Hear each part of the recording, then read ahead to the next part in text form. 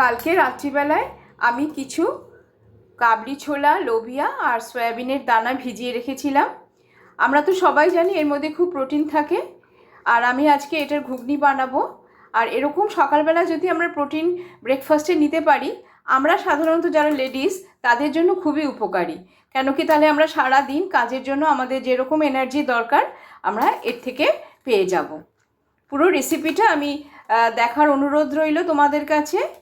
খুব সিম্পলভাবে একদম বানাবো, প্লিজ সবাই দেখো। এবার এগুলো প্রেসার কুকারের মধ্যে দিয়ে দেব, দিয়ে সামান্য নুন দিয়ে দেব, দিয়ে 4টে সিটি দিয়ে ভালো করে বয়েল করে নেব।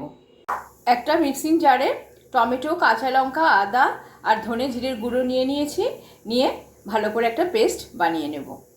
এগুলো আমার খুব ভালোভাবে সিদ্ধ হয়ে গেছে। এই দেখো,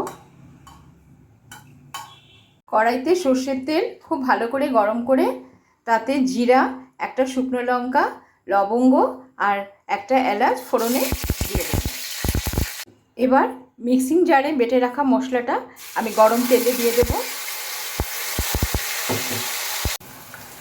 এবার হলুদ আর জ্যাগারি পাউডার দিয়ে ভালো করে নাড়াচাড়া করে নেব।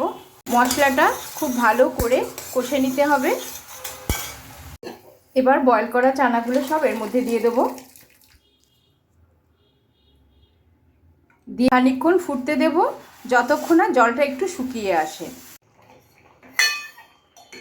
এবার ভাজা মশলার গুঁড়ো ওপর দিয়ে ছড়িয়ে দেব।